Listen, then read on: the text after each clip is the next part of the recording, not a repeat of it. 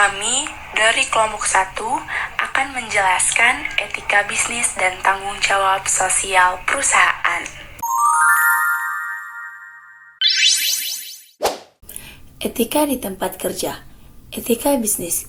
Istilah yang biasanya berkaitan dengan perilaku etis atau tidak etis yang dilakukan oleh karyawan atau manajer dalam konteks pekerjaan. Etika individu. Karena didasarkan pada konsep sosial dan keyakinan individu, etika bisa saling berbeda bentuk antara individu, antar situasi, dan antar budaya. Tanpa melanggar standar hukum, individu dapat mengembangkan kode etik pribadi yang mencerminkan beragam sifat dan keyakinan. Jadi, perilaku etis dan tidak etis sebagian ditentukan oleh individu itu sendiri, dan sebagian ditentukan oleh budaya. Ambiguitas hukum dan dunia nyata. Masyarakat umumnya memberlakukan undang-undang formal yang mencerminkan standar etis atau norma sosial yang berlaku.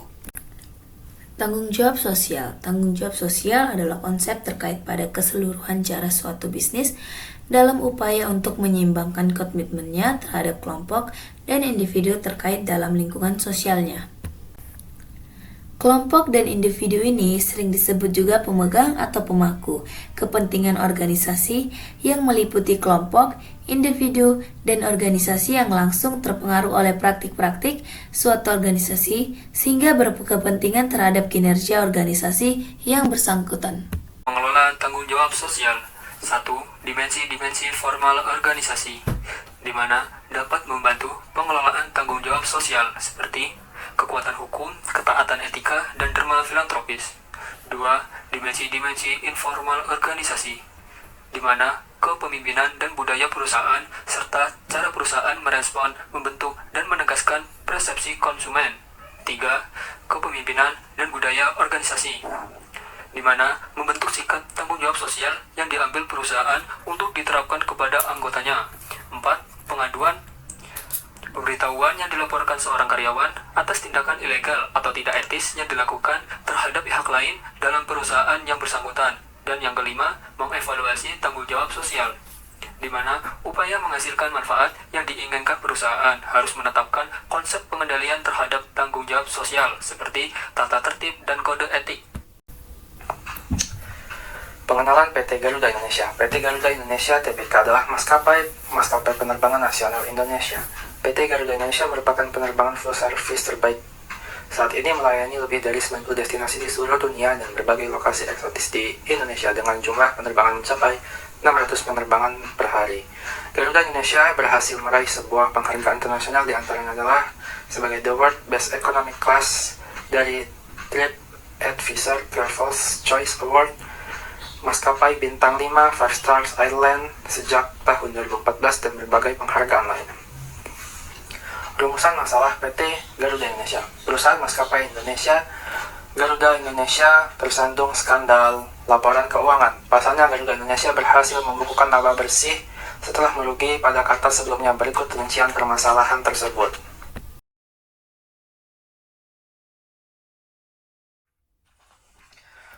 Pelanggaran PT Garuda Indonesia. Otoritas Jasa Keuangan memutuskan PT Garuda Indonesia telah melakukan kesalahan terkait penyajian laporan keuangan tahun per 31 Desember 2018. OJK mengungkapkan bahwa PT Garuda Indonesia telah terbukti melanggar. Yang pertama, pasal 69 UU nomor 8 tahun 1995 tentang pasar modal. UU Pasar Modal. 1. Laporan keuangan yang disampaikan kepada Bapepam wajib disusun dengan berdasarkan prinsip akuntansi yang berlaku umum. 2. Tanpa mengurangi ketentuan sebagai mana yang dimaksud dalam ayat 1. Bapepam dapat menentukan ketentuan akuntansi di bidang pasar modal.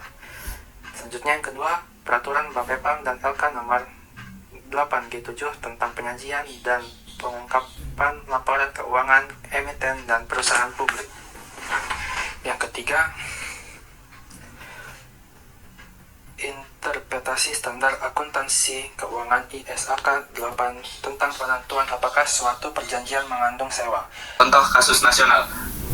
Sanksi yang dijatuhkan kepada PT Garuda Indonesia setelah melakukan koordinasi dengan Kementerian Keuangan Republik Indonesia, PT Bursa Efek Indonesia, dan pihak terkait lainnya, sanksi yang dijatuhkan OJK kepada PT Garuda Indonesia adalah: pertama, memberikan perintah tertulis kepada PT Garuda Indonesia Persero Tbk untuk memperbaiki dan menyajikan laporan keuangan tahunan perseroan per 31 Desember 2018 serta melakukan paparan publik atau public expose atas perbaikan dan penyajian kembali lap KU tahunan tersebut paling lambat 14 hari setelah ditetapkannya surat sanksi atas pelanggaran pasal 69 Undang-Undang Nomor 8 Tahun 1995 tentang pasar modal atau UU PM, Peraturan Bapepam dan LK Nomor 8.G.7 tentang penyajian dan pengungkapan laporan keuangan emiten dan perusahaan publik, interpretasi standar akuntansi keuangan, ISAK 8 tentang penentuan apakah suatu perjanjian mengandung sewa dan pernyataan standar akuntansi keuangan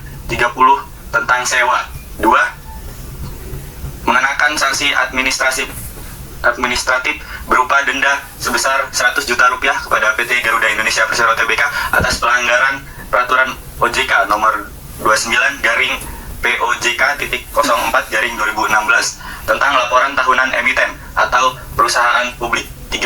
Mengenakan sanksi administratif berupa denda masing-masing sebesar 100 juta rupiah kepada seluruh anggota direksi PT Garuda Indonesia Persero Tbk atas pelanggaran peraturan Bapepam nomor 8.G.11 tentang tanggung jawab direksi atas laporan keuangan. Contoh kasus nasional, pelanggaran etika bisnis PT Garuda Indonesia, sanksi yang dijatuhkan kepada PT Garuda Indonesia. Yang keempat, mengenakan sanksi administratif berupa denda sebesar 100 juta rupiah secara tanggung rentang kepada seluruh anggota direksi dan Dewan Komisaris PT Garuda Indonesia.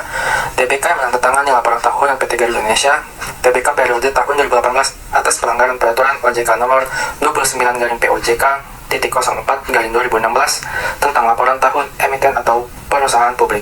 Yang kelima, mengenakan sanksi administratif berupa pembukuan surat tanda terdaftar STTD selama 1 tahun kepada saudara Kasner Sirum Mapea, rekan pajak KAP Tanubrata Sutanto Fahmi Bambang, dan rekan member of BDO International Limited dengan STTD nomor 335-PM-STTD-AP-2003 tanggal 27 Juni 2003 yang telah diperbaharui dengan surat STTD nomor STTD AP-PM.223-2019 tanggal 19 Januari 2019 selaku auditor yang melakukan audit LKT PT Garuda Indonesia TBK per 31 Desember 2018 atas pelanggaran pasal 66 UU PM JIS Peraturan OJK nomor 13/POJK.03/2017 Standar Audit SA 315 Standar Profesional Akuntan Publik SPAP tentang pengidentifikasian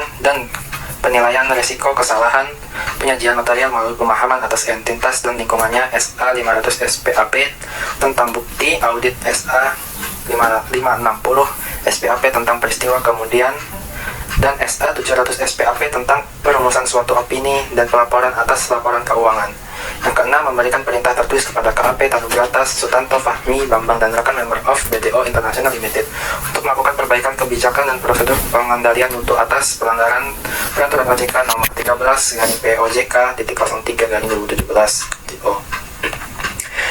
SPAP standar pengendalian mutu SPM 1 paling lambat 3 bulan setelah ditetapkan surat perintah dari OJK. Selesai masalah atau kasus PT Garuda Indonesia. Opsi pertama, PT Garuda Indonesia melakukan negosiasi dengan lessor pesawat. Opsi kedua adalah melakukan restrukturisasi utang usaha termasuk terhadap badan usaha milik negara BUMN serta mitra usaha lainnya. Semua dilakukan dengan mempertimbangkan kondisi keuangan perusahaan dan saat PT Garuda Indonesia telah dijatuhi hukuman dan terbukti bersalah. Latar belakang Starbucks Corporation didirikan oleh Howard School pada tahun 1985. Bermula pada tahun 1971 ketika Starbucks Coffee didirikan oleh 3 siswa yang berasal dari Seattle, yaitu Gerard Baldwin, Gordon Bowker, dan Zip Siegel. Pada awalnya, Starbucks hanya menjual biji kopi dan mesin-mesin penggilingan, dan dalam waktu 10 tahun telah mendirikan 4 toko baru. Howard School melihat potensi yang besar dan berusaha bergabung dengan Starbucks dan berhasil mengambil alih pada tahun 1987. Perusahaan sosial. Howard School ingin menjadikan Starbucks sebagai perusahaan sosial, yakni dengan memberikan gaji di atas minimum, memberikan insuransi kesehatan, dan bahkan menawarkan opsi bagi pekerja paruh waktu.